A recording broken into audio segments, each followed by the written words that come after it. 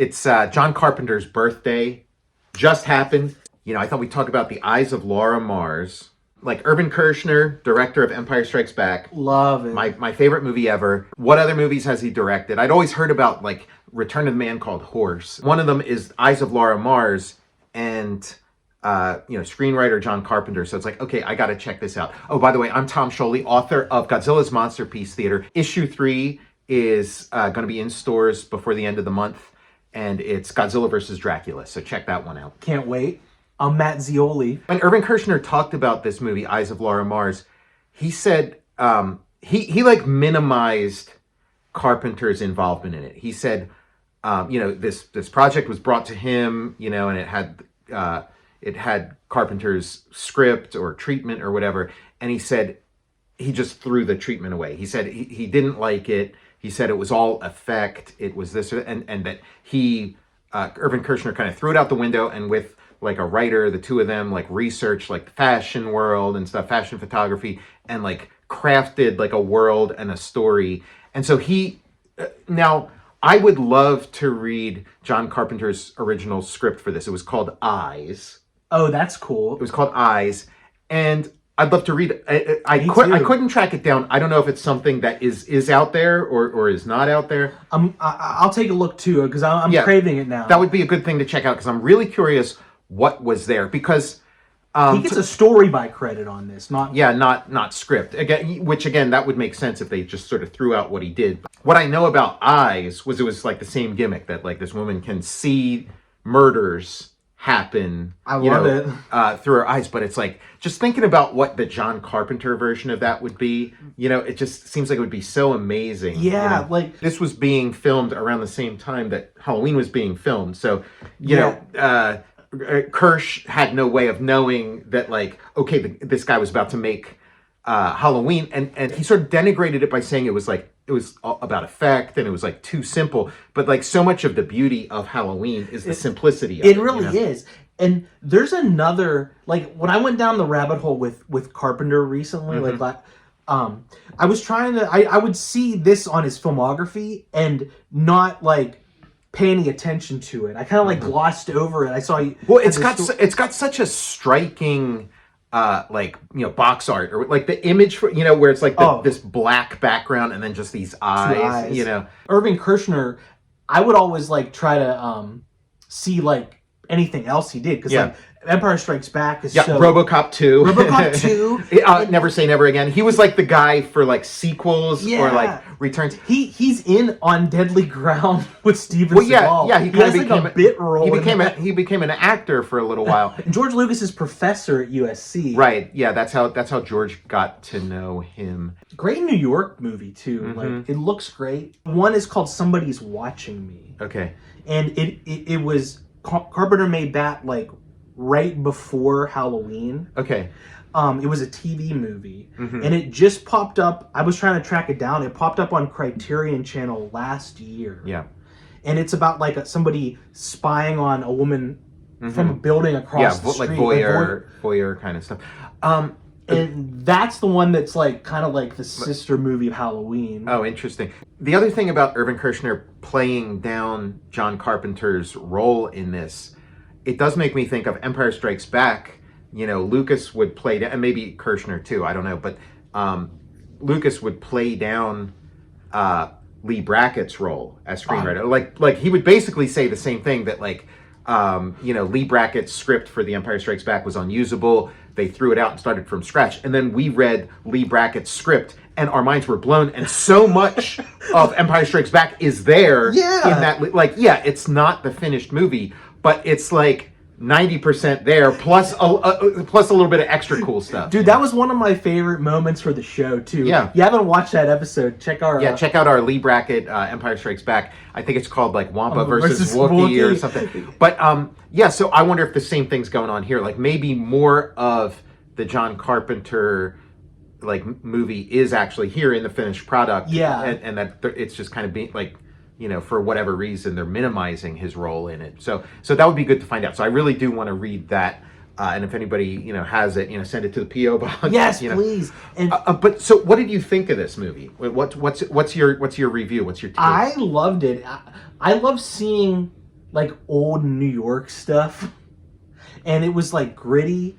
It had a great cast, Faye Dunaway, awesome, and it had a great mood too. It was like suspenseful, like just like interesting shots of. I like when it switches to eye POV. I thought that was great. And there's like Vaseline on the lens. Now, when the movie started, like I put it on, and I'm like, okay, and that's when I texted you and was like, let's talk about this movie. The music, and then it's like they go to the photo, like they go to her art show, and so it's like good. this, and then like Rene Auberjonois is playing. He's playing like the same role he plays in Smoky Mountain Christmas with Dolly Parton. He's the agent who's like, okay, strike the set. Okay, everybody go home.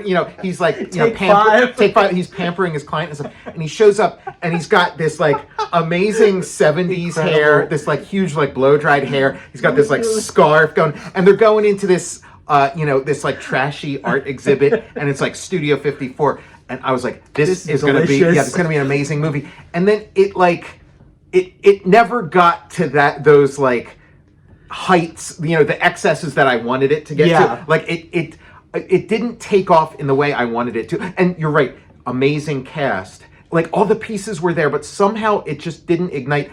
But amazing cast. You have Chucky, Brad Dourif. Yeah, Brad Dourif, Chucky. He like so many, and he's kind of there, and he's kind of this like creepy presence, and he's got a beard too. The hair, like in this movie, was like incredible. Because then you got Tommy Lee Jones is playing like sort of the young cop. He's kind of like Bullet or something. He's he's there to protect Faye Dunaway, and he's got this amazing this amazing Immaculate 70s hair. A unibrow. I mean, it is connected. Yeah. And he's got lapels that you could land like a helicopter on. Yeah, major bell bottoms. Like, yeah, just the look of this movie. Like, again, it's like all of it should go together. Here's where I think it goes wrong. And again, and John Carpenter's always, like, he's very vocal about, like, how he feels about his movies and this and that. And, I think it's like, give John Carpenter a few $1,000,000 and tell him to shoot eyes, shoot his version of it, because I want to see it. But so here's my notes on it. Like Faye Dunaway, it's like I wanted like the mommy dearest Faye Dunaway. Like she's kind of barely there. Yeah. Like she kind of underplays everything. She just kind of like, you just keep waiting. It's like she doesn't do much, and then you're just waiting for her to like kind of freak out and have her vision, and it's just kind of like waiting, but there's not, like, you don't get into like who she is. No, you're just like counting down the seconds till the next kill. Yeah, and like I wish we got to know her a little better. She's kind of like a little bit of a vacuum. And then the other thing is that her scenes where she's seeing through the eyes of the killer, the point of view shots. I feel like, again, like just looking at what John Carpenter does, or like comparing it to like a Brian De Palma thriller, like the voyeur scenes in a Brian De Palma thriller. Like I feel like I wanted to be more immersed in those voyeur scenes. They have that like Vaseline on the lens, so it kind of obscures it. Yeah, it creates a distance, and then they don't stay in those scenes long. No. Like they sort of show a little bit of it, and then they cut back to Faye Dunaway having her reaction, and then they show a little bit more, and you they cut back to, like, I want to get, like, think about the opening scene of Halloween, where it's like all from like Michael Myers' point of view, and you're just in there, and it's like super creepy. Like I wanted a little more, like just linger a little more, and you don't have to put Vaseline on the lens. You don't have to obscure the shot. Just show us all of a sudden we're in this weird point of view. You know what I mean? You're so right. Like with a Carpenter's blocking, staging, and like maybe Dean Cundy's cinematography, like this feels like a TV movie. It does. But you know what it's like? You know what it felt like? It's very tasteful. Like I want it to be sort of lurid and trashy, the way like a Brian De Palma. Yeah. Again, it's like it's kind of early, so it's like, and I get like Irvin Kershner wasn't going for that. He was trying to make, like, he creates a world. Mm-hmm. You do get a little world here. I love the staging, and you do see a little bit of commonalities with Empire Strikes Back. The sort of tableaus and things that he would set up in Empire Strikes Back. And there's one shot, there's like a funeral scene, and it's shot from like you're looking down this hallway at like another hallway that goes perpendicular with it, and you see this like entourage of like all these like models and fashion people, and one of them's like one of the models is like wearing a cape, and it's totally the shot in Empire Strikes Back when they're walking. It's like the funeral in Empire Strikes Back when they're walking Han Solo in Carbonite, and then and it's all these guys walking, and then Boba Fett walks down, and he's got the cape. It's like the same shot, like to show them side by side. So that was kind of cool to see, because again, I want to see into like the mind that brought you Empire Strikes Back. So it was cool seeing glimpses of that. Like that's watching all these Irvin Kershner movies. Like I want them to all be Empire Strikes Back, but they're not. He was being a little tasteful with this, and he did like the same interview where he was talking about this movie and stuff. He was talking about how this was like the early 90s, and he was bemoaning the loss of the Hollywood B movie. He's like, the B movie was great. I want to make, and he kind of did make a B movie. Yeah. And he said that like the B movies now are being like made for TV movie. And you're right, this is like a made for TV movie. What this movie made me think of, like again, the horror was it was a little too classy, a little too restrained. And it reminded me of like whenever there'd be like a horror element in like an episode of Fantasy Island, or the Love Boat. Sometimes on the Love Boat there'd be like a strangler or something on the Love Boat, and it was kind of like that, Oh, I need to like. I'm gonna track that episode down. The specific Fantasy Island episode I was thinking of, it was 1983. I think it was like the final season of Fantasy Island, but it's like one of the few Fantasy Island episodes that I actually got to see in like real like original air. But it was.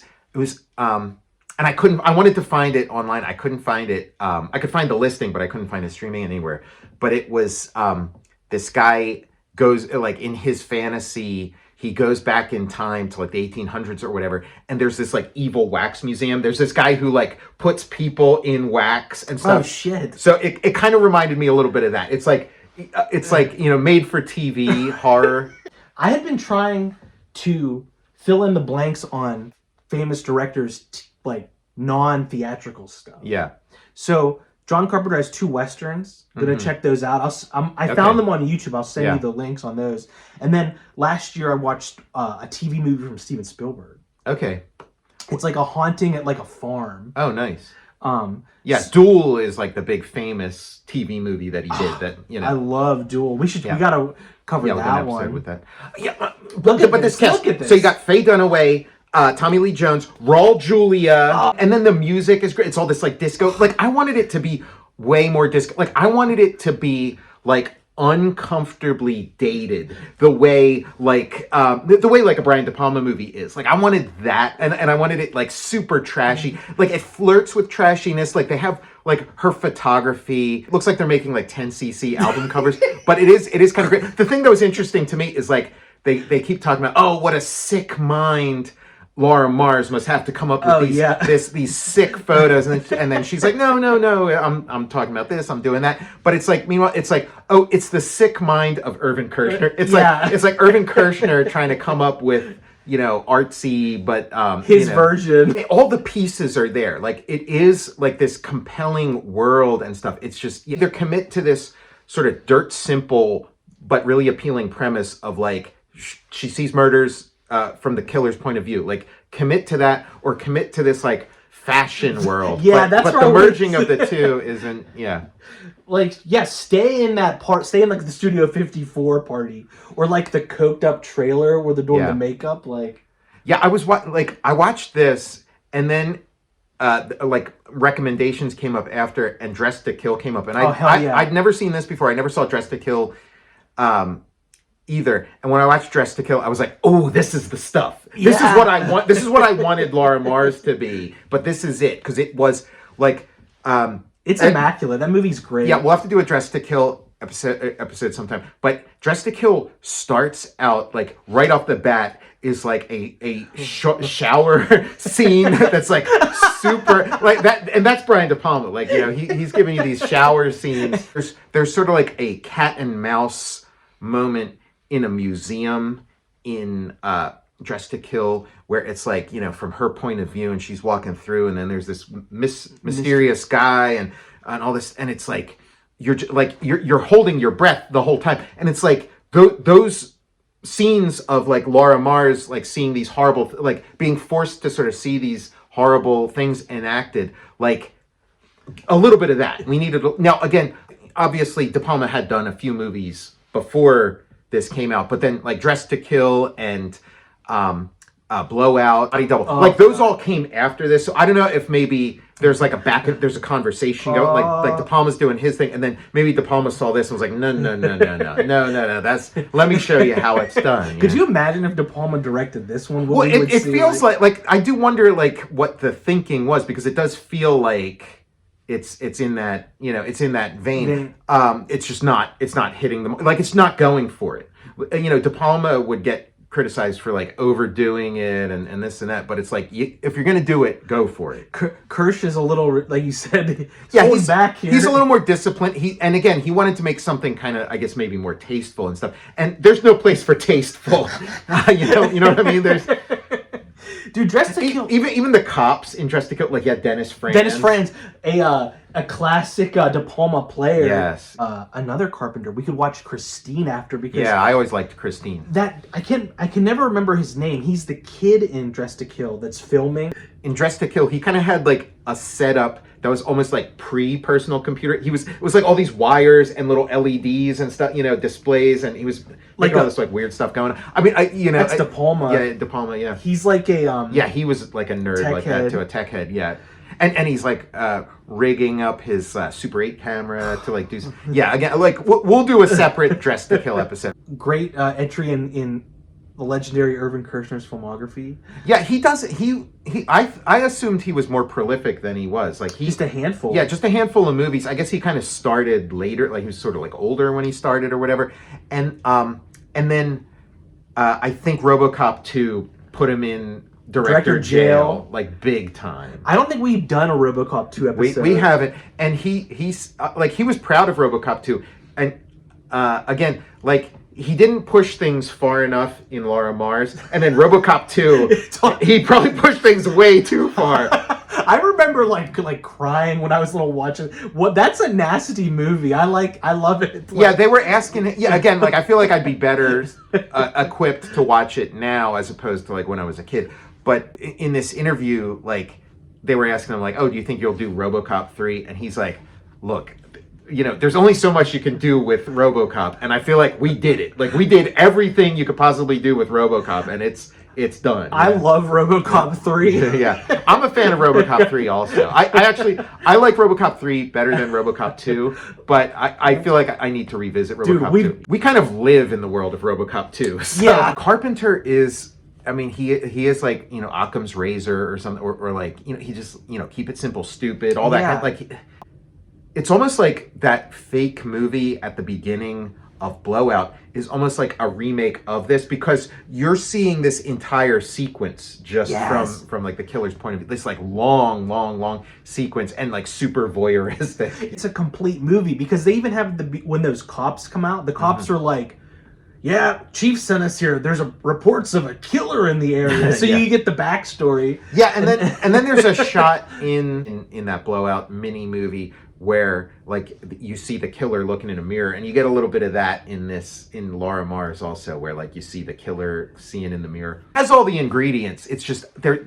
I wanted to really feel it. Like I wanted to be like, holy, like when she's like, I wanted to feel the horror of what she's seeing, but the cutaways don't, like, you know, you gotta keep us in. But I think Kershner was probably like, okay, this is just becoming like junk or whatever. Like, you know what, like if he really went for it and made like a De Palma movie or a John Carpenter movie, he'd feel like, okay, this isn't cinema, this is pornography. You know what I mean? Like he didn't get, you know, like I guess he was too much a part, like, because he was like an older generation, you know. He didn't take the limiters off. I'm Tom Scioli, author of Godzilla's Monsterpiece Theatre.